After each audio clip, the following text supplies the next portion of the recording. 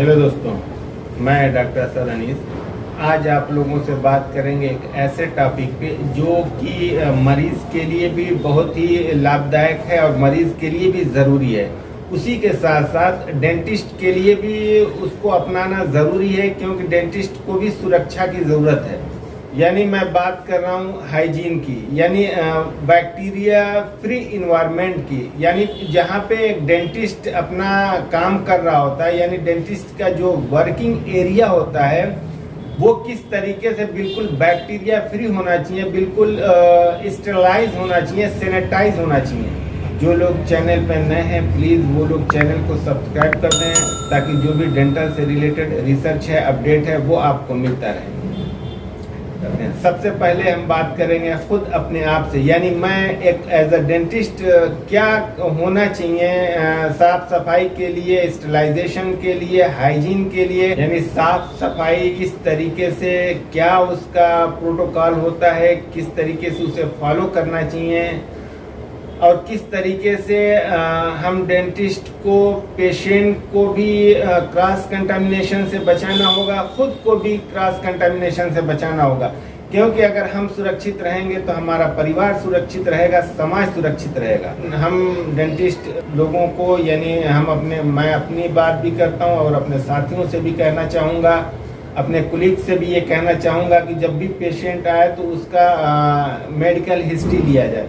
यानी medical history, उसके अगर कोई सिस्टमिक डिजीज है, जैसे कि अगर उसे एड्स है या टीबी है या और भी कोई सिस्टमिक डिजीज है जो कि कंटामिनेशन काज कर सकती, क्रॉस कंटामिनेशन के कारण हो सकता है, यानी संक्रमण की वजह बन सकती है, तो उस पेशेंट की हिस्ट्री लेने के बाद का जो भी स्टेरिलाइजेशन का प्रोटोकॉल है, जो भी हाइजीन का प्रोटोकॉल है, जो भी बैक्टीरिया फ्री होने के लिए जो भी तरीके हैं, एडवांस तरीके हैं, लेटेस्ट तरीका है, टेक्नोलॉजी है, उस टेक्नोलॉजी को, उस तरीके को हाइजीन के लिए, स्टेरिलाइजेशन के लिए अपनाना होगा।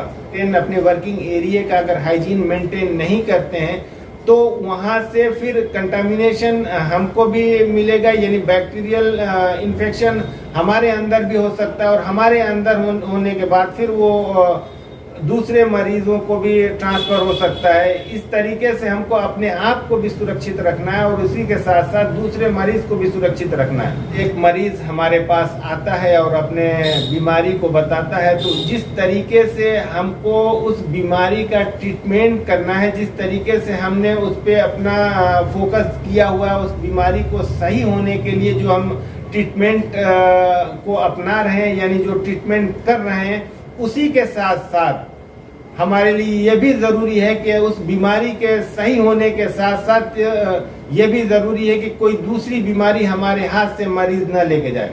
यानी अगर वो एक बीमारी के लिए इलाज कराने आता है और अगर हमारे इन्वायरमेंट, यानी हमारे वर्किंग एरिया का हाइजीन अगर मेंटेन नहीं है, हमारे काम करने का तरीका अगर हाइजीनिक नहीं है, तो फिर वो संक्रमण यानी इन्फेक्शन हमसे और लोगों में, और फिर उस मरीज से लोगों में ट्रांसफर हो सकता है, जिससे दिक्कत हो सकती है। तो जैसे हमारे लिए ज़रूरी है कि मरीज सही हो, तो वैसे ही हमारे लिए उतना ही ज़रूरी है कि हमारे हाथ से मरीज को कोई और बीमारी भी न जाए, या कोई और इन्फेक्शन भी हमारे हाथ से मरीज को न फैले। जब भी पेशेंट को जब चेयर पे बैठाएं, हमको चाहिए कि सबसे पहले पेशेंट के माउथ को सैनिटाइज करें, यानी उसको एंटीबैक्टीरियल माउथ वॉश कराएं। उसके बाद फिर अपना जो भी ट्रीटमेंट है, ट्रीटमेंट करना शुरू करें।